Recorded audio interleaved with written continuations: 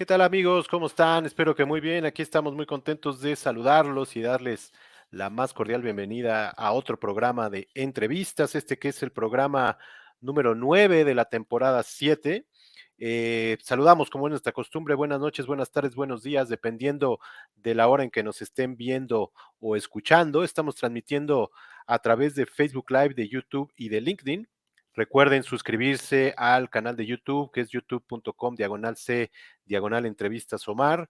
Estamos también en Spotify, donde pueden escuchar y ver algunas de las entrevistas, porque Spotify ya permite el formato de video. Y estamos también en TikTok para que nos sigan. Escríbanos, mándenos sus comentarios, saludos, recomendaciones. Recordarles que este es un programa primero que nada para pasarla bien, para pasar un buen rato, para conocer a nuestros invitados, aprender de lo que nos vienen a platicar y por qué no, como decimos siempre, reflexionar en torno a ello. Y bueno, quiero primero que nada agradecer a nuestros patrocinadores, a nuestro patrocinador. Creo que no traigo aquí déjenme ver.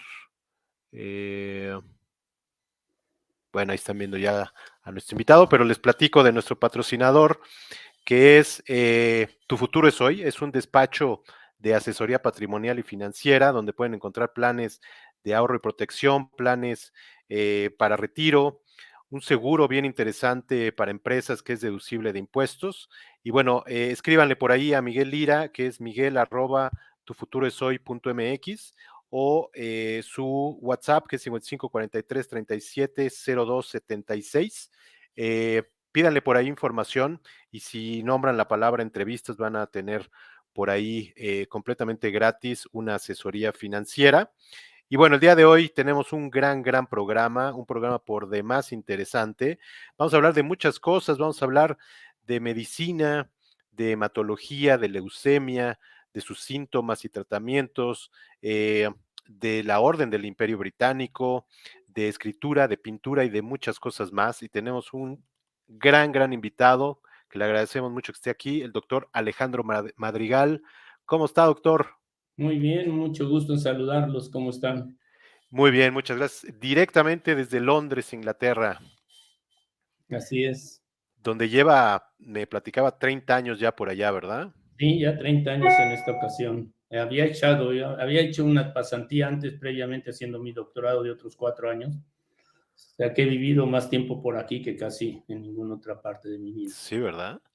Pues le Ujú. agradecemos, no sabe cuánto, sabemos que está con muchas cosas y por eso el agradecimiento. Y bueno, yo quería empezar primero que nada, le voy a poner aquí una imagen, eh, déjeme ver, aquí está. Felicitarlo primero que nada por esta, pues la orden, ni más ni menos del Imperio Británico. Quería que nos platicara, entiendo que por ahí le llegó sorpresivamente una carta donde le anunciaban esto. Eh, platíquenos cómo fue que se enteró de que le iban a dar, ni más ni menos que la reina Isabel segunda. Sí, la orden del Imperio Británico, o de Most Excelente Orden del Imperio Británico, es algo que se estableció, aunque ya había la caballería y los knighthoods Ujú, desde hace mucho tiempo. La orden la estableció el rey George III para, pues, ¿cómo se dice?, reconocer ujú, aquello, sobre todo, por eso tiene mucha connotación militar, ujú, aquellos que fueron al término de la guerra en 1917, de la Primera Guerra, que empezaron a ser reconocidos, gente que habían sido héroes totalmente ujú. para el país.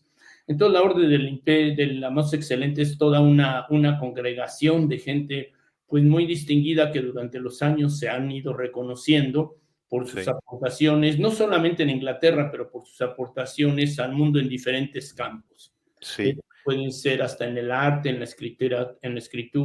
la medicina, en la ciencia, Deportistas veía, ¿no? deportistas, Escritores. todo esto, pues es muy fácilmente asociado a estas gentes que tienen gran visibilidad, Elton John, Hamilton y otras gentes, pero Sí. por otro lado también hay muchos médicos como el doctor Salvador Moncada y otras gentes muy importantes que se les han reconocido con esta orden. Y pues es todo un honor porque es un proceso muy complicado que lleva bastante tiempo. Alguien tiene que proponerlo, yo en mi caso no supe quién hasta después, no sabe uno nada porque no está permitido que se le informe al candidato. Ok, Entonces esto requiere de muchas cartas de gente muy pues, reconocida en el terreno, de una claro. propuesta bastante larga, elaborada, que va después a varios comités, que va a una serie de comités de todo tipo de sentido, desde civiles hasta profesionales en el área, y después es analizada por la gente del primer ministro, en este caso en mi caso fue Boris Johnson, y ya Ujú, cuando todos estos pasos llegan y se seleccionan un grupo de gentes, entre ellas yo, se le propone a la reina a través de Boris Johnson los seleccionados. Y ella todavía hace un proceso más de selección. Yo ok, tuve la fortuna de que fuera ella todavía la que sí, me aceptó. La carta llegó como dices, por allá como finales de abril, principios de mayo, donde se me decía que la reina anuncia su lista de honor, ahora en ok, rey, en dos ocasiones, era durante su cumpleaños, que ocurría el 2 de junio, y la otra es en diciembre, a fin de año. ajá, Entonces, en esta lista de honor del 2 de junio era donde me iba a nombrar. Y en esta carta que de repente estaba yo trabajando aquí en la casa ese día y mi esposa estaba junto a mí, oí el correo, no le puse atención, cayó las cartas ahí como entran por el buzón.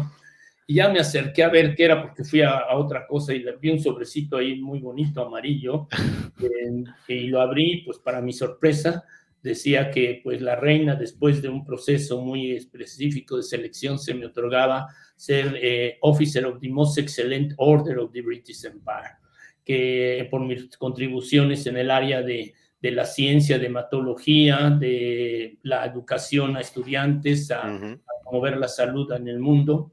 Y esto pues pues me llenó de inmediatamente de emoción. Mi esposa y yo incluso ese día abrimos una botella de champagne y, claro, y fue un momento muy agradable, pero ahí nos decían que teníamos que mantenerla bajo mm, embargo. Ellos dicen hasta el 2 de junio, no claro, se puede hacer nada. Puede uno contactar incluso la prensa, pero con un embargo y ellos no pueden mm, publicar nada hasta que se publique en el diario oficial ok, el 2 de junio.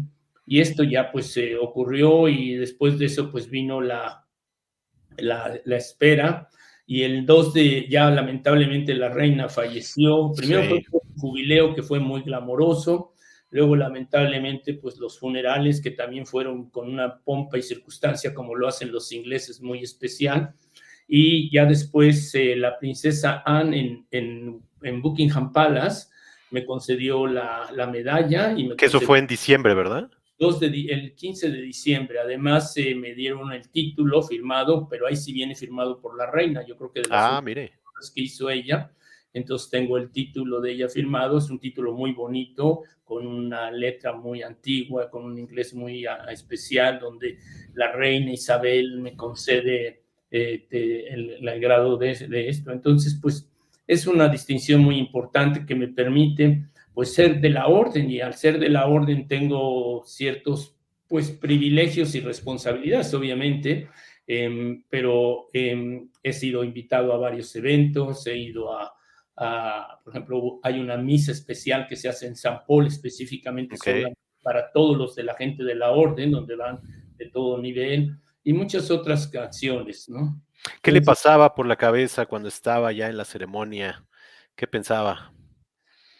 por suerte en la ceremonia de nombramiento me pudo acompañar mi esposa Ah, y qué bien. mi hermana que vino de México y me pudo acompañar una gente muy cercana y después la embajadora de México hizo una celebración en la residencia de la embajada donde pude tener más gentes y pues celebrar con ellos. Fue algo sencillo, no muy grande, pero fue algo que permitió pues de alguna manera estar con todos y lo que pensaba obviamente es la emoción de pensar que pues la trayectoria que me llevó ahí de llegar de México, recorrer esos salones de Buckingham Palace, Sí, con todo ese glamour, con toda esa atención, pues me hizo pensar incluso en mis primeros inicios, cuando ni tan siquiera pensé que iba yo a terminar la primaria o la secundaria, o menos la preparatoria por cuestiones financieras y económicas que sí, fueron difíciles, ¿no?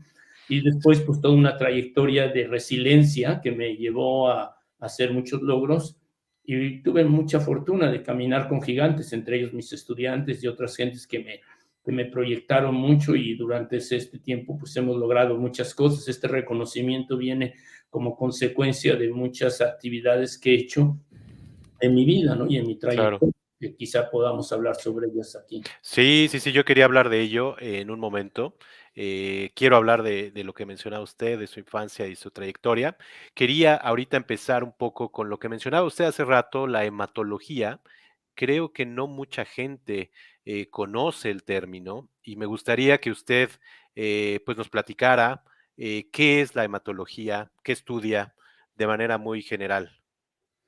Hematus viene de la sangre, es la palabra sangre, y logía pues es el tratado, ¿no? O sea, el Ujú, tratado de la sangre, el estudio de la sangre. Hematología estudia todas las enfermedades asociadas con la sangre, pero la sangre es un sistema, casi podríamos decir un órgano enorme, exacto. que tenemos y que juega un papel vital en nuestros organismos. No es solamente la sangre, son los linfáticos, son las venas, son los ganglios, son las arterias, son toda una serie de elementos, y la capacidad de con ello pues tener una vida llena de homeostasis si estamos en forma normal. Nosotros producimos diario billones de células, bueno, millones a la americana, 1.000 millones Ujú, de glóbulos rojos. Diario producimos aproximadamente 400.000 millones de glóbulos rojos. Producimos un número similar de, o 200.000 millones, perdón, 400.000 de plaquetas, y un número impresionante de células blancas similares. Y estas células pues juegan un papel muy importante en los glóbulos rojos, como sabemos, en transportar oxígeno, ujú, en jugar un papel importante, y las deficiencias o el incremento de estas células, pues en la sangre circula por un conducto. Entonces las arterias o las venas, si hay mucho, pues se congestiona, y hay enfermedades que producen una gran cantidad de glóbulos rojos o de glóbulos blancos, y estos son las leucemias. ujú. Los glóbulos blancos juegan un papel fundamental en nuestra defensa, así como estamos hablando, pues aún en gente sana juegan un papel importante en reconocer infecciones, bacterias, virus, y lamentablemente si estas disminuyen, pues estamos muy susceptibles a infecciones, pero además, Claro. por otro lado, estas se pueden transformar en una fase temprana de su formación y formar células anormales que producen cáncer prácticamente, producen leucemia. La leucemia es un cáncer de la sangre, y Ujú, estas células circulan anormalmente, ya no maduran, desplazan la producción de células normales, y las células de la médula ósea, donde se producen estas células. Ustedes han visto cuando uno come un hueso de pollo o algo, bueno, no lo come, pero cuando uno parte un hueso de lo pollo, parte, sí. de uno el tuétano que le llamamos nosotros, ¿no? Esa zona y media. Esa es la médula ósea, donde hay un nicho ahí, donde las células que forman la sangre, que se llaman células madre, que tienen la capacidad de ser lo que llamamos totipotenciales, tienen la capacidad de diferenciarse en Mira, otros. aquí traía un diagrama muy, muy sencillo. Muy sencillo, muy bien. Ustedes ven el hueso, ven en medio pues el nicho vascular rojo que ven ahí, de ahí salen estas células madres que forman, como se pone ahí, los glóbulos blancos, los glóbulos rojos, las plaquetas. Y estas células no es que se aniden ahí permanentemente, es como un nicho, es como si fuera pues prácticamente un nicho. Ahí se acercan, les gusta que esa región tiene poca cantidad de oxígeno, Ok, y es una cosa que las hace a las células madre estar ahí, pero las podemos sacar ya sea mediante una punción o mediante la circulación, mediante movilizarlas con un medicamento, y entonces podemos obtener gran cantidad de células madre que las usamos para generar trasplantes para pacientes que no tienen.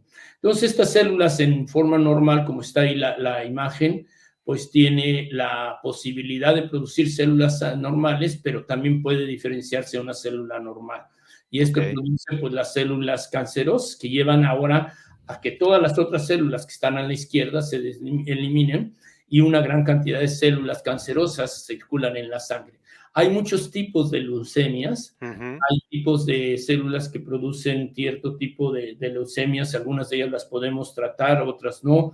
Tenemos una serie de leucemias que le llamamos linfoblásticas, otras que le llamamos mielocíticas, o sea, linfoides y mieloides, que son dos líneas. Ahí están, miren, muy bien. aquí le tenía, sí, Perfecto, y pueden ser agudas o crónicas, pero sin embargo, pues lamentablemente la mayoría tienen una tendencia a terminar con la vida del paciente, porque pues es afectar totalmente tanto los glóbulos rojos como los glóbulos blancos, y los pacientes terminan pues lamentablemente con anemia, infecciones y sangrados, que son la causa fundamental de la muerte de estos pacientes. Entonces, desde los 50 del siglo pasado, los investigadores empezaron a ver, sobre todo posterior a las irradiaciones, porque también la radiación nuclear disminuye y destruye todas estas células. Okay. El clima y todos estos accidentes nucleares se acompañaron a que los sobrevivientes, que estaban a un perímetro bastante amplio de donde fue el núcleo de la explosión, pero estos pacientes de repente dejaban de producir células sanguíneas y se morían pues prácticamente en estados sin células en la circulación. Okay. Y todo esto, pero no había, entonces mueren de depresión de oxígeno porque no hay células que las transporten, de infecciones o de sangrados generalmente. Entonces esto llevó a que hubo un intento de rescatar a estos pacientes con células madres obtenidas primero de otros donantes. Los trabajos de Donald Thomas, por los que él obtendría el premio Nobel en los 90, fueron fundamentales en Seattle, pero hubo otros pioneros que hicieron lo mismo en Francia, en Inglaterra, que trataron de reemplazar las células madres de un paciente con un injerto. Al principio estas se extraían o sea, lo que se hace... Por aquí tenía los tratamientos, si nos puede explicar a muy grandes rasgos. Sí, rápidamente la quimioterapia. Nosotros sabemos que cualquier irradiación, quimioterapia, radioterapia, como le querramos llamar, que están ahí las dos, bueno, la quimioterapia y la radioterapia son diferentes. La quimioterapia usa productos sintéticos, Okay. que en teoría reemplazan el DNA, que es la parte que forma la parte de todas las células, se está continuamente formando, sobre todo en células que se dividen muy rápido, como las células de la sangre. Okay. Y para eso usa ciertos elementos, que son los 4 elementos que permiten formar el DNA, ¿no? Las 4 letras, la A, T, G, C, que forman la cadena de DNA, la estructura, que es como una escalera, le llamamos la doble N. Y estos elementos, la quimioterapia lo que hace es reemplazar algunos de estos elementos con productos que no son, vamos a decir, propios. Es como si hiciéramos una escalera con escalones de azúcar, por decir algo. Entonces, se rompen. Entonces, esto hace que las células, al formarse, formen DNA mal o equivocado, que ni lo formen prácticamente. Hay varios elementos y quimioterapia que da a diferentes niveles, no puedo entrar en detalle en ello, pero lo que tratan de hacer es que estas células, sobre todo las células que se dividen muy rápido, que son las células cancerosas, llenen de errores y se destruyan. Y lo mismo hace la radioterapia. La radioterapia, al infringirse en una zona o en unas células, sobre todo en ganglios linfáticos, en otras zonas para ciertos tipos de tumores como los linfomas, que son cánceres también de leucemias, o vamos a llamarlo así, que se producen de los órganos linfáticos. Los órganos linfáticos juegan un papel muy importante en las defensas y en la inmunología, y ellas pueden en un momento dado el sistema linfático producir linfomas, células anormales, que producen y proliferan. Esto ha llevado pues al uso de estas terapias que se dirigen hacia estas células para llevar. Lo más difícil, estos tratamientos, aunque pueden matar a las células anormales, pues lamentablemente se puede decir destruyen a las células también normales. Claro. Y dejan al paciente prácticamente en anemia, en aneuploidía, o sea, no tienen células ahora que los puedan defender. Entonces, y matamos al cáncer, pero lo dejamos al paciente en una situación muy difícil. Entonces, la idea es reemplazar a estas células madres de otra fuente, que puede ser que sean del mismo paciente antes de que se les dé la quimioterapia o radioterapia, y eso se llama trasplante autólogo, o que sean de un donante. Generalmente se busca un donante emparentado, pero también en base a la genética, pues a una familia que tiene 4 niños y o 4 hijos o 4 hermanos, un paciente, por las leyes de Mendel y por una serie de cosas, por la recombinación de los genes del padre y de la madre, pues es muy probable que solamente uno de ellos, 25% de los pacientes que tienen 4 familiares o algo así, van a tener un donante relacionado idéntico, Ok. que le va a permitir, y no es un gemelo, el gemelo es mejor, pero esto es así a random, es Ujú. para igualar un sistema que es muy importante, que reconoce a las células como extrañas o propias, que se llama HLA. No voy a entrar en detalle porque es complejo y eso me he dedicado toda la vida, Sí. pero esto hace que el paciente en un momento dado, si encontramos a este donante familiar, pues tenga la oportunidad. Se le da quimioterapia, se le da radioterapia, se toman las células del hermano, voy a hablar del hermano y esto lo voy a extender después a los donantes no relacionados. Ujú. ¿Cómo se toman estas células? Pues inicialmente lo que se hacía era se tomaban células extrayéndolas sobre todo de la cadera, con una jeringa se hacía una punción para extraer, llegar a la zona esta del tuétano, como llegaríamos a la médula ósea, y hacer, es un sistema casi vascular, lo que saca uno de ahí es, con una jeringa, es sangre, y esto se va poniendo en una bolsa de transfusión, y esta lleva una gran cantidad de células madre que se le ponen al paciente. Estas células circulan en Ok. la sangre del paciente y se van a la médula ósea del paciente, empiezan a proliferar y estas células después ya reemplazan, o sea, rescatamos al sistema hematopoyético con un donante, en este caso el hermano. Sin embargo, como le digo, las circunstancias de encontrar un donante relacionado son muy bajas. Es por ello que usamos donantes no relacionados. Ujú. Los donantes no relacionados es un concepto que empezó en 1974 por una mujer que se llamaba Shirley Nolan. Yo tuve la fortuna de trabajar en la institución que llevaba el nombre de su Sí. hijo, Nolan.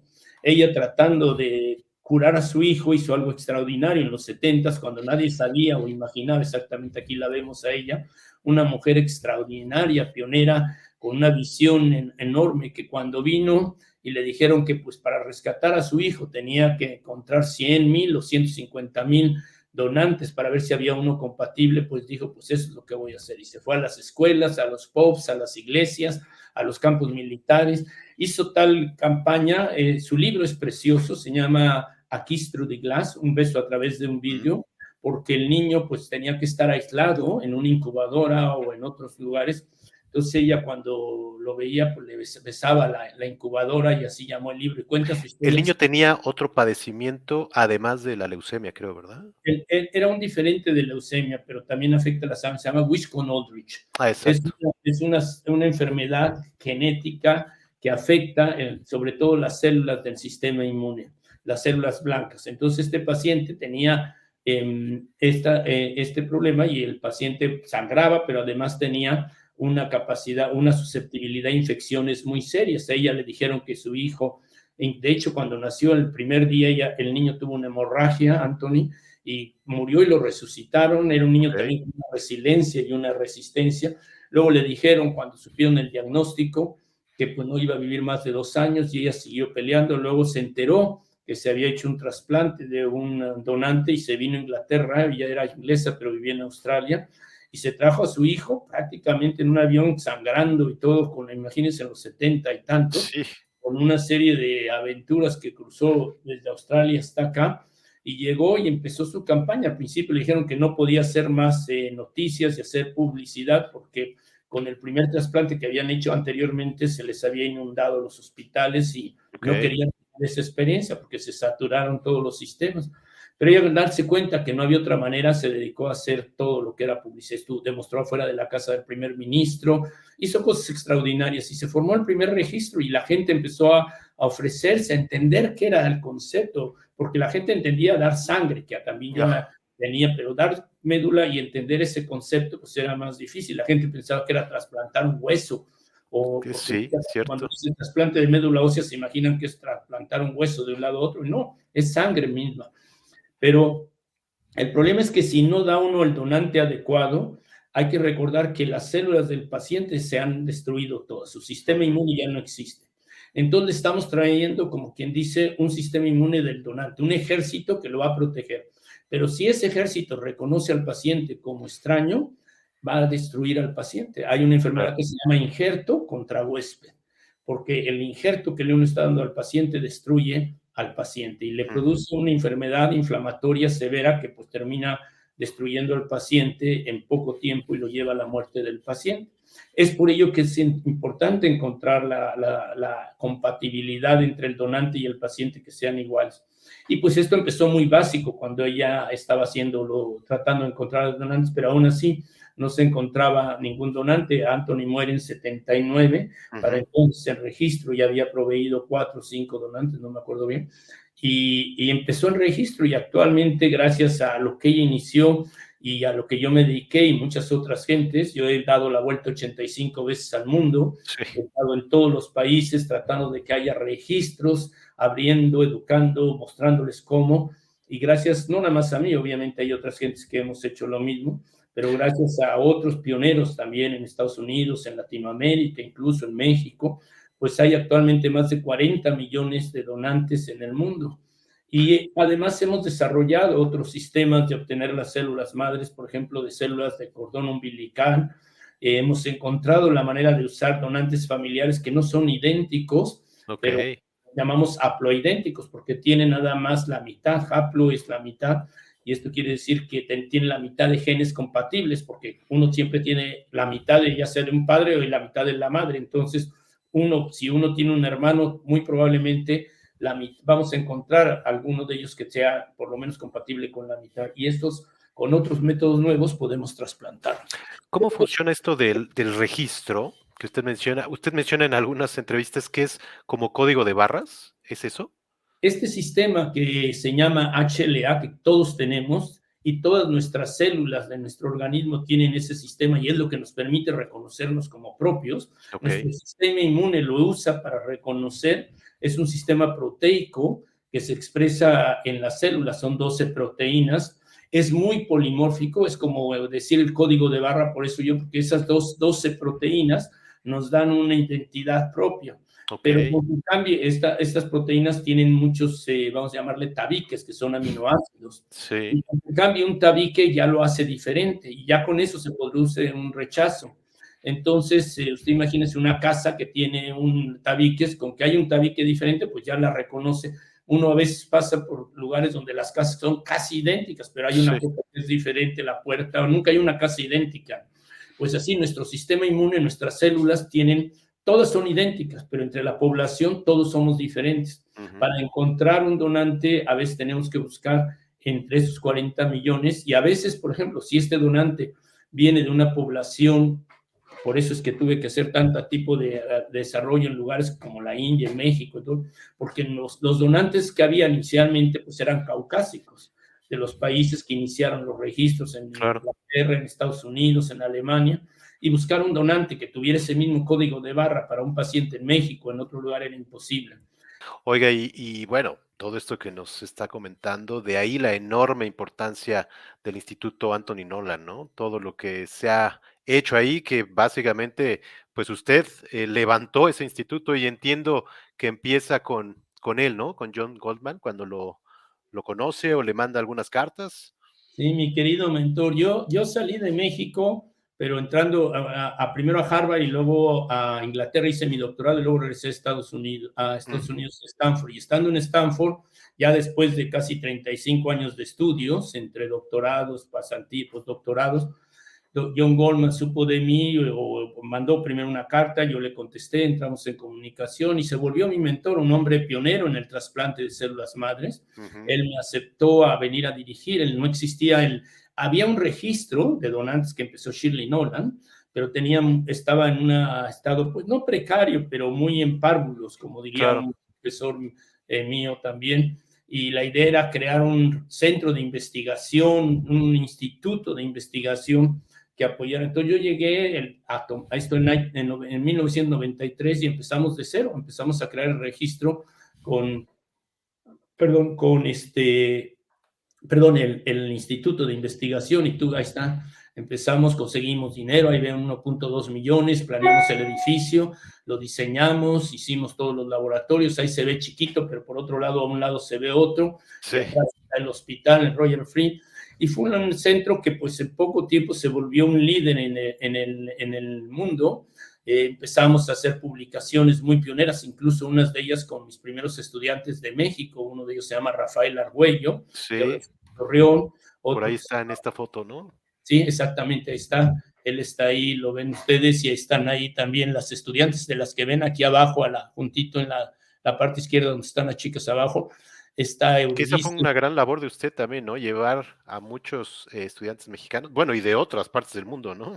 Sí, tuve la fortuna de que de alguna manera lo que empezamos abrió el interés, y pues yo pude conseguir fondos y fellows y becas de tanto de Inglaterra como de Estados Unidos y de México, y empezamos a apoyar a estos chicos. Hay una chica ahí de Venezuela, hay gentes de México, Alejandra Solachi, que se ve a la izquierda abajo, Isabel Pérez, que está a la derecha. Todas ellas tenía gente de Alemania. Bueno, tuve más de 60 y tantos de grado, y más de 100 y tantos visitantes de todo el mundo, que luego los apoyaba yo a que regresaran a sus países y crearan, como Rafael, por ejemplo, un centro de excelencia en Torreón, y otras gentes en Argentina, en otros lugares, en la India. Aquí lo ven a Rafael, uno de mis mejores estudiantes y un líder actualmente en la investigación genómica. Sobre todo con él publicamos uno de los métodos, un artículo muy importante que se patentó, un método que se patentó que se llama RSCA, que trajo 1.5 millones para la investigación al instituto,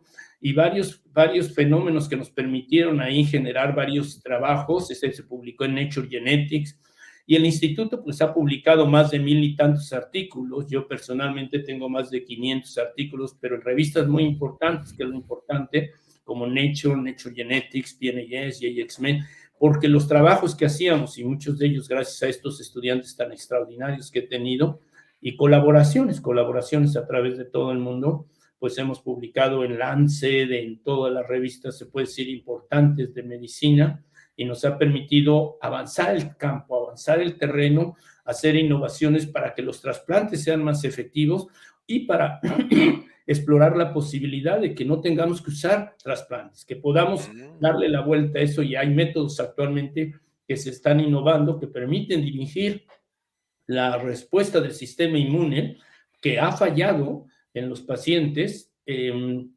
o retomando las células del mismo paciente y modificándolas, ahora cargándolas, lo que yo llamo un lethal weapon, un arma destructiva, Claro. que genéticamente las modificamos y se le traen de regreso al paciente. Y estas células ahora, que son los mismos glóbulos blancos, se le infunden al paciente, y esta terapia se llama CAR T-cell, que está revolucionando la medicina en el mundo, en particular en leucemias. Todavía no tenemos la capacidad de usarlas en cáncer sólidos también como uno quisiera, aunque ya hay estudios bastante prometedores con cáncer de ovario, con cáncer de incluso con cáncer del sistema nervioso. Y yo estoy explorando ahora un proyecto que, si funciona, también nos va a ayudar mucho en ello. Sí, ni más ni menos 27 años estuvo en el Anthony Nolan, haciendo todo esto que nos comenta, que la verdad, híjole, muchas felicidades por todo eso. Entiendo que se retira del Anthony Nolan en 2020, ¿verdad? En plena pandemia, y justo para empezar este otro proyecto, ¿no? Que le llama usted Los Siete Magníficos. Exactamente, sí. Y ahí tengo gente, como usted lo pone, de Barcelona, de España, de Madrid, tengo del CSIC, que es de Madrid, de Alemania, del Reino Unido conmigo, de Italia. Y pues con estos grupos estamos tratando de desarrollar una plataforma que nos permita ahora, como le digo, dirigir, modificar estas células en larga escala, que nos permita producir lo que llamamos off-shelf, como quien dice, que estén disponibles y que estén cargadas con estos lethal weapons, y que se las podamos dar al paciente directamente, y que reemplacen las terapias de CAR T-cell, que son muy costosas, muy laborosas y muy selectivas. Un tratamiento actual con estas CAR T-cells cuesta $300,000, $400,000 para un paciente. Entonces no se lo podemos ofrecer a muchos pacientes, y lamentablemente pues hay pacientes que se nos están muriendo en México, niños que pueden ser salvados, y otras gentes que... Ahorita tengo un caso de un paciente que está en el infantil de México y que me ha estado contactando. Estamos tratando de conseguirle unas medicinas, así es que quizá luego apelamos para que también se le apoye, porque Claro. pues estos cambios que ha habido de salud en México y algunas otras cosas, este niño se nos va a morir si no le conseguimos medicinas. Entonces tengo que trabajar para ver cómo. Ya lo contactaré para que me apoyen ahí, para ver cómo, porque estas cosas se tienen que hacer. Todos tenemos que tener un compromiso. Claro. Desde aquí de Inglaterra hay gente que lo está apoyando a este chico, pero ya no pueden apoyarlo así, son gente altruista, que claro, sabiendo que este niño se nos puede morir está ahí. Entonces tenemos que hacer todos algo, todos tenemos que comprometernos socialmente para hacer que este mundo sea mejor, y mucho de ellos es salvar a los pacientes. claro, Uno cree que es una gente que pues puede decir, es un niño, pero cuando nos tocan a la puerta y es a uno mismo, o es a un familiar, que es lo peor, a un hijo, a un hermano, entonces ahí están claro, las cosas. Entonces tenemos que avanzar el campo para hacer que pues la mayoría de los pacientes que se pueden salvar tengan acceso a ello. claro. Oiga, doctor, ¿cuál es la incidencia en el mundo y en México? Estaba leyendo que en México está aumentando los casos de leucemia. Sí, sobre todo infantil, la Sí, leucemia ¿verdad? infantil sobre todo está incrementando mucho, los tipos de leucemia infantil están incrementando bastante. ¿Se sabe por qué? ¿Perdón? ¿Se sabe por qué? ¿La razón? No se sabe, pueden ser varios factores que están asociados, pues quizá a contaminaciones hay factores que la leucemia como tal no es genéticamente, o sea, no se hereda. Ok, Hay algunas variedades que se asocian a mutaciones que se encuentran más frecuentes, pero generalmente la leucemia no es genética, no hay que considerar que una familia que tiene un hijo el otro lo va a tener, pero ok, lamentablemente la frecuencia sí está en incremento y se está viendo muy alto en México, y pues lamentablemente muchos de estos pacientes no cuentan con recursos para ser tratados, ni sus familias, ni con instituciones que le apoyen. Incluso las instituciones pues están limitadas en el repertorio de medicamentos. Por ejemplo, en México, no, en la ciudad, en todo México no hay un paciente que haya sido tratado con estas terapias de CAR T-cells, cuando el 75% de los niños que van a morirse por estas leucemias, en otros países como España, Inglaterra, se les ofrece esta terapia. Y 75% de estos pacientes que de alguna manera se les podía prevenir su muerte con estas terapias, no lo hacen. En México ahorita Nutrición está incursionando en tratar de desarrollar un programa con el doctor David Carcinovich. Yo estoy tratando de apoyarlos, también de transferir conocimientos, y estamos explorando otras maneras de que estos métodos lleguen lo más pronto posible a México, ok. pero sí tenemos mucho que hacer. Sí, claro. Oiga, y en el mundo, ¿qué lugar ocupa la leucemia con otros tipos de cáncer? Es difícil compararlos porque es por edades y por tipos pero la frecuencia de leucemias puede ser uno en 100,000 individuos, pero está incrementando, varía, o sea, hay diferentes tipos de leucemias, de linfomas, pero enfermedades de esta naturaleza pues pueden llegar a ser tan altas como 3-5% de 100,000 individuos. O sea, quiere decir que no es mucho si ustedes piensan que México tenemos ¿cuántos millones de habitantes? Como 130, ¿no? Usted 130 calcule. millones. Entonces, son 130,000,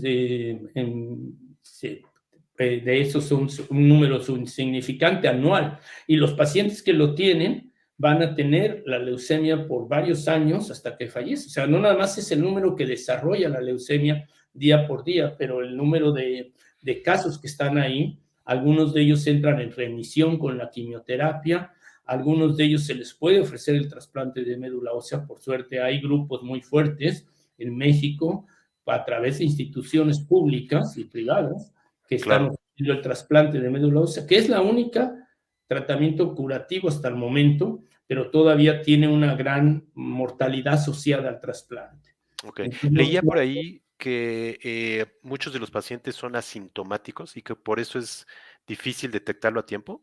¿Eso es cierto? lamentablemente es uno de los problemas que tenemos con muchos cánceres. Ok, El problema que detectamos, por ejemplo, cáncer gástrico, pancreático y otras zonas, eh, tardamos en reconocerlos, y cuando reconocemos, pues ya, como decía Maquiavelo, hay enfermedades muy fáciles muy difíciles de reconocer, pero fáciles de tratar cuando empiezan. Eso en sus recomendaciones que le hacía al príncipe, ujú, en el libro del príncipe dice, pero hay padecimientos muy difíciles, muy fáciles de reconocer, pero ya difíciles de tratar con el tiempo. Y claro, ese es el problema que tenemos en cáncer, es el tener el diagnóstico temprano. En leucemias, lamentablemente, los diagnósticos se hacen ya muy tardíos, cuando el paciente presenta infecciones, sangrado, generalmente es infecciones o coincidentalmente que por algún estudio que se le hace una biometría hemática o algo y se encuentran estas células anormalmente altas, Y esto afecta tanto niños como adultos. Y estos tratamientos que yo le digo actualmente están permitiendo tratar tanto niños como pacientes de 70 y tantos años. Yo estaba la semana pasada en el UCLH, estoy haciendo en clínica una vez al mes, bueno, una semana al mes. Recientemente empecé esta actividad nuevamente y pues vemos CAR T-cells, esta terapia que tan cara pagada por el gobierno, porque aquí hay un sistema que se llama NHS, National Health System, donde hace que todo paciente, independientemente de dónde sea, de sus recursos, con que tenga residencia en Inglaterra, tiene derecho a cualquier tipo de tratamiento. El más costoso, el trasplante de cadera, el trasplante de médula ósea, lo que sea, ahora CAR T-cell. Y Ok, está llevando pacientes de 70 y tantos años de edad que actualmente pueden curarse con este tratamiento, que antes estos pacientes lamentablemente pues no teníamos otra opción, pero sobre claro, todo, pues como le digo, gente joven. claro. Oiga, pues muchas felicidades por toda su trayectoria. Se ve reflejado en lo que en esta orden del Imperio Británico y bueno, en todos los reconocimientos, honoris causa y todo lo que ha hecho. Y principalmente creo, pues como dice usted, ¿no? En esta labor de avanzar en el campo y de que cada día se puedan salvar más, más personas, ¿no? Muchas felicidades por eso. Y quería pasar justamente a la parte de su infancia. Por aquí tenía esta foto de sus papás. Platíquenos un poquito cómo vivió su infancia, entiendo, en la colonia Juárez, ¿verdad? Sí, yo estaba escribiendo mi libro y empecé llamándole el edificio de Versalles y todo el mundo pensaba que era el Palacio de Versalles. Yo vivía entre Versalles y Barcelona, ahí en una calle, ahí nací. Bueno, yo nací en el Español, pero crecí ahí en esas calles, jugando en la calle, fútbol y canicas y trompos y bicicleta. Y crecí ahí hasta los 14 años. Mi padre, que ven aquí, era una persona muy cariñosa, muy inteligente, muy culta, aunque lamentablemente no había terminado la primaria, mi madre la secundaria, pero era una familia con muchos principios y de clase media, pero con bastante interés. Mi padre era vendedor, viajero, él viajaba por todo México, trabajando para compañías que tenían productos, por ejemplo, bombas de agua Ok, y él empezó pues toda su vida desde joven, desde los 20 y tantos años o 30 y tantos años viajando primero a caballo, luego en tren, luego en todos lados por todo México y pues formó la familia en México con mi madre. Aquí me ven ahí con cara medio de la otra sonriendo y el otro ahí como de rarito, pero aquí yo era muy feliz en mi familia, estábamos rodeados de gente muy bella, tenía yo 3 hermanos más, éramos 4, y pues fue una infancia bastante bonita. Yo asistí a la escuela Miguel de Unamuno, que eso sí no fue tan bonito, ahí sí ya no me gustó mucho. que aquí está la foto. Creo que esta maestra, con ella sí la pasó bien, entiendo, ¿no? Ella me rescató porque tenía yo otro maestro, se llamaba Méndez, que digo, y menciono su nombre porque me quedé grabado con su nombre, porque entrando a la primaria yo tuve 2 problemas. Yo soy disléxico para escribir. Todavía incluso sigo siéndolo, tanto en español como en inglés, y Ujú. no veo las palabras cuando las escribo, tengo que hasta incluso siempre estar consultando y puedo escribir, qué sé yo, caballo con B grande o con B chica o con doble L o con Y, o sea, todas estas cosas no las veo, No no las identifica. tengo que checar incluso cuando escribo John, si la H va aquí o allá, pero Claro. pues, uno es niño y en ese entonces la dislexia no se conocía. Entonces, además tengo otra cosa, que soy zurdo. Y en ese entonces, pues la surdera siempre se asocia a problemas antes, durante mucho tiempo, incluso por eso la frecuencia de zurdos es tan baja, porque Sí. si es diestro y siniestro, Siniestro. un concepto negativo, ¿no? Incluso estas gentes pues se les excluía de las sociedades y no se casaban en tiempos antes, Sí, caray. se les consideraba mal. Y yo, pues mi maestro, yo creo que tenía algo todavía de ese concepto ancestral, que me ponía un guante en la mano de béisbol y con la dislexia, pues me sentaba contra la pared de atrás, me decía que la vergüenza la cargaba yo en la suela de los zapatos y me reprobó el primer año que lo pasé, le dijo a mi madre que no, yo no podría. Entonces, el primer año de primer. Entonces, ustedes se imaginan, yo no quería ir a la escuela, era bullying para mis compañeros, pues me peleaba yo todo el tiempo. Claro. No era un niño contento en ese momento. Mi vida cambió y lo que menos quería yo era. Primero, lo que más quería ir era a la escuela porque mi hermano le iba muy bien, era muy Ah, listo sí. y todo, y quería yo, era mi hermano un año mayor, Pero ya cuando vi eso, pues yo desde ahí fue un calvario prácticamente en la primaria y luego la secundaria muy similar, sobre todo para mis padres, porque pues las calificaciones nunca eran suficientes, tenía que tomar cursos extras, sobre todo en estas dos materias, en gramática y en inglés, o cuando en las primarias empezaron en preparatoria, en secundarias, y pues esas cosas me iban muy mal, entonces en la historia y eso sí tengo muy buena memoria, eso sí, puedo a leer un libro y casi memorizarlo, un poema, todavía me acuerdo de poemas y casi me acuerdo de las páginas cuando leo un libro. Ok. Pero en ese entonces y ahí era un chavo feliz, se puede decir, un chaval feliz. Tenía ya en esta fotografía he sido que tendría yo unos 16 años o 15 años, no sé, y ahí estaba, nos cambiamos a la colonia Cuauhtémoc, que es la calle del río Ganges, ahí casi Ok. entre Pánuco y Nilo, es ahí. Y ya, pues iba todo muy bien, pero luego mi padre lamentablemente falleció cuando yo tenía 17 años y él 51 años, y pues las cosas Joven, ¿no? cambiaron radicalmente, porque pues él, además de ser un pilar para todos nosotros, que nos daba ejemplo, cariño y amor, pues era nuestra fuente de ingresos para 4 hermanos Claro. y, bueno, para 4 que éramos nosotros y mi madre, y pues me tocó asumir ahí por algún motivo las riendas de la familia y empecé a trabajar de todo ¿Usted es tipo. el mayor? ¿Perdón? ¿Es el mayor usted? No, mi hermano es mayor y mi hermano empezó a trabajar también Ok. y yo empecé a trabajar entre los dos, ahí íbamos, pero por alguna manera yo tomé un papel más, se puede decir, como de líder familiar ahí. Mi Ajá. madre se vino muy abajo con la muerte de mi padre y moralmente sobre todo, pero siempre siguió con su cariño hacia nosotros, fue una mujer muy, muy bella hasta que falleció. Pero todos apoyamos, mis hermanos empezaron a trabajar todos, pero pues era ya que eso de que decía yo, pues se acabó todo, pero tuve la fortuna, como yo digo, de que aún a pesar de que yo andaba vendiendo de aquí para allá y me preguntaba qué, yo digo que la medicina vino a buscarme. Y tuve la Que fortuna. esta poesía, ¿no? De Pablo Neruda. Exactamente, a ese poema de Pablo Neruda que describe cómo la poesía lo viene a buscar a él, que es muy bonito, porque dice, y fue esa edad que llegó la poesía a buscarme, no sé de dónde, si salió de invierno, de río. Yo digo que así salió la medicina a buscarme. Un día yo venía ya desesperado, preguntándome qué iba a hacer, venía ahí con una maleta llena de todo lo que vendía, de puerta en puerta o de donde fuera, casimires, zapatos hechos a la medida, y de repente, ahí en una calle de Comte, en camino a casa, eh, muy noche ya y cansado, dije yo, voy a ser médico, esto es lo que voy a hacer. Y ya a partir de ahí ya nada pudo pararme, o sea, ya de ahí fue un sueño ¿De que dónde pues, habrá venido? Familiares no tiene médicos, ¿verdad? no, yo fui el primero durante muchas generaciones de que me gradué, mi hermano lamentablemente no terminó arquitectura, mis hermanas hicieron estudios de secretarias, muy, muy importantes, siguieron y son exitosos en la vida. Bueno, una de ellas lamentablemente falleció reciente de cáncer, que me ganó De otra vez. cáncer, ¿verdad? Y pero sí, yo fui el primer profesionista, se puede decir, pues casi en toda mi familia y durante mucho tiempo. Entonces fue esta parte que empecé, pero me costó mucho trabajo porque yo tenía que trabajar y estudiar.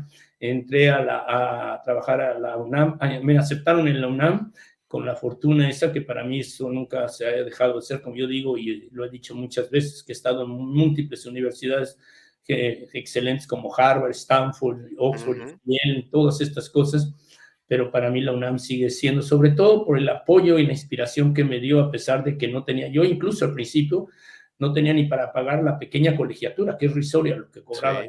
entonces, pero no lo tenía porque tenía yo que salirme de ahí corriendo a industria y comercio, entraba a trabajar a las 3 de la tarde, salía a las 10 de la noche, en computación pude conseguir una beca de computación y en COBOL en ese entonces los programas eran para hacer programación y eso pues ya me permitió estudiar y trabajar todos los días de mi vida. Llegaba yo a las 6 de la mañana ahí a la UNAM, salía a las 2:30 y me iba y entraba a trabajar de 3 a 10 de la noche. Pero por suerte ya estaba yo tan enamorado de la carrera que saqué promedio de 10 en todas las asignaturas clínicas. Ya ahí ya no había, por suerte también yo digo que se inventaron los exámenes de opción múltiple, porque esos exámenes fueron muy importantes. Y ahí usted pone gente muy importante que Tuvo fueron muy buenos maestros, ¿no? o inspiradores y todavía tengo la fortuna de que algunos de ellos siguen siendo mis amigos o conocidos muy cercanos de los que están ahí. Hemos perdido a 3 de ellos que están ahí, pero todos ellos eran gente muy valiosa, que tanto directamente a mí como a la medicina de México han aportado mucho y han Para ayudado. quienes nos escuchan, platíquenos quiénes son. Está arriba, está José Ramón de la Fuente, que ha sido rector de la UNAM, secretario de Salud y una de las gentes pioneras. Está el doctor José Narro Robles, rector de la UNAM y secretario de Salud. Similarmente, el doctor Guillermo Soberón, uno de los pioneros más importantes que ha habido en la medicina en México, un hombre extraordinario. Abajo de él está el doctor Cumate, una gente que hizo tanto por la pediatría infantil con infecciones. Está nuestro querido doctor Manuel Ruiz de Chávez, una de las gentes con más importancia de trascendencia en la eticidad en México, en la salud pública, que está, ¿cómo se llama? Fue presidente de la Academia, bueno, todos ellos de la Academia Nacional de Medicina, menos el doctor Ruy Pérez Tamayo, que está a la izquierda abajo, todos ellos también, o sea, gente fantástica y pionera, con extraordinaria trascendencia. Yo con algunos he tenido mayor relación, con otros su trayecto me inspiró, como el doctor Ramón de la Fuente. José Ramón, no he tenido tanta relación, pero ha sido una gente que en mi contacto con él y su trascendencia en la salud de México ha sido fundamental. Claro. Y bueno, ni más ni menos que decide, estando en la UNAM, pues que quiere ir nada más y nada menos que a Harvard, ¿no? Platicando creo que con un maestro, ¿no? Sí, un día le dije a un maestro que me dijo, ¿qué vas a hacer? Le dije, pues quiero ir a la mejor universidad del mundo. Y se rió. Me dice, ¿así? ¿Cuál es? Y me le digo, pues no sé. Me dice, Harvard. Le digo, voy para allá. Y se rió incluso porque me dijo, Alejandro, no tienes ni para comer, te estoy invitando el único bocado que has comido. Traes agujeros en los zapatos. Yo le ponía periódico al zapato. Ok. Como recorría tanta calle vendiendo y todo el camino trabajando, y me dijo, ¿y vas a Harvard? Le dije, voy a Harvard. Y de ahí ya me dediqué a hacer todo lo que él mismo le dije que él necesita. Y me dice, yo no lo sé, pero me imagino que tienes que sacar las mejores calificaciones, pasar los exámenes de medicina de Estados Unidos, conseguir becas o lo que sea. Y dice, pues todo eso. Y empecé a bombardear a estos dos hombres que están ahí, Baruch Benacerrat, premio Nobel, en esto del trasplante. Él descubrió las proteínas que, pero bueno, Que él era venezolano, ¿verdad? él era venezolano, y creció en Venezuela, y luego creció en Francia y en Marruecos, de familia también, y era premio Nobel. Y tuve la fortuna de que pues, le empecé a escribir, y sobre todo al profesor Edmond Yunis, que está abajo. Él es libanés, pero nacido en Colombia, y con un gran cariño, es un hombre del Renacimiento extraordinario, todavía está vivo. Es poeta también, ¿no? ¿Eh?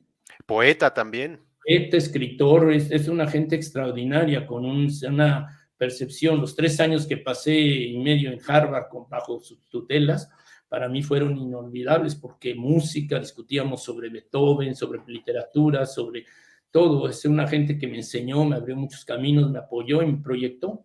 Y ya de ahí, después de 3 años y medio, quise yo hacerme el doctorado, y también empecé otra trayectoria importante. Pude tener la fortuna de que le escribí a Lady Bodmer. Bueno, esto es Harvard. Esto es Ahí Harvard. estuve 4 años ahí trabajando, y ya le escribí a estos doctores que están aquí, es Sir Walter Bodmer, director del Imperial Cancer Research, y Lady Bodmer, su esposa, unos pioneros que también descubrieron cuando estaban en Stanford en una pasantía junto con Ross Payne, descubrieron el HLA, o pudieron hacer y publicar un artículo pionero fundamental en los 50, y me aceptaron. No solamente me aceptaron como fellow, pero como para hacer el doctorado y como fellow clínico. Entonces pasé 4 años ahí haciendo mi doctorado, publicamos muchos artículos en revistas muy importantes que me permitieron pues seguir adelante, y de ahí quise hacer el postdoctorado. Ajá. Y apliqué para irme a Stanford. A Stanford.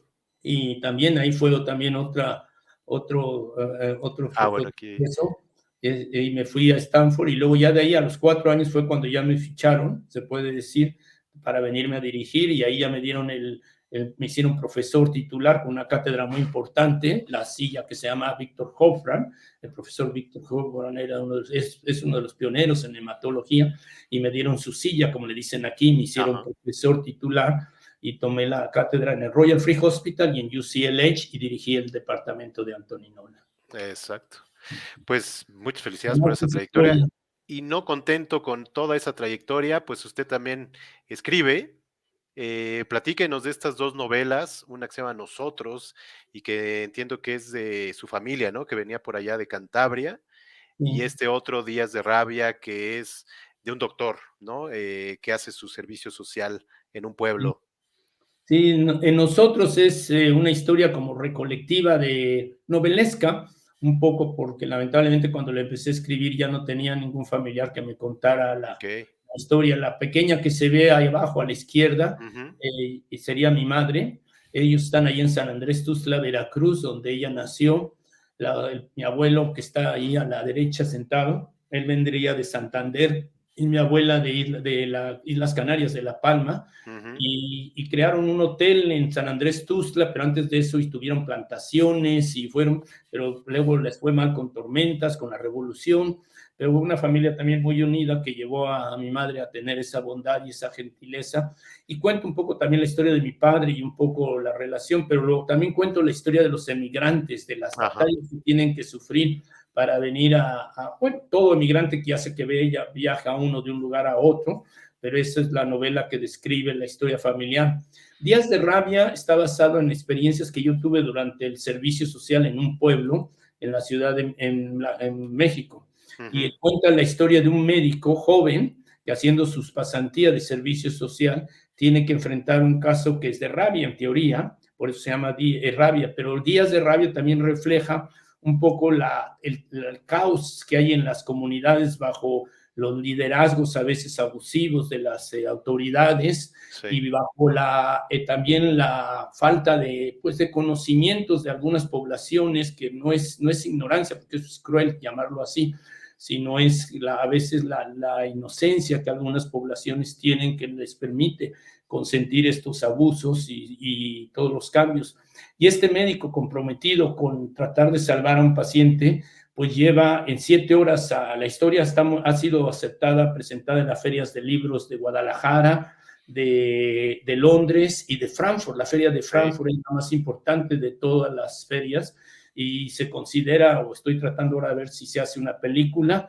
Ahorita, gracias a los apoyos de FUNAM, se ha traducido al inglés y al italiano, perdón, al inglés y al francés, y también se han cedido los derechos.